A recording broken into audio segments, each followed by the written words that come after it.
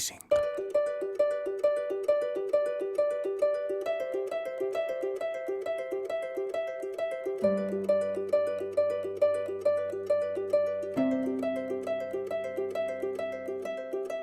Els teus ulls cavalcaven buscant un desig, les espelmes cremaven i alguns dels amics t'enfocaven amb càmeres de retratar. Una veu comentava, ai, que guapa està, i jo en el fons m'acabava el culet de la copa, decidit a trobar un raconet adequat per fer-me petit, petit.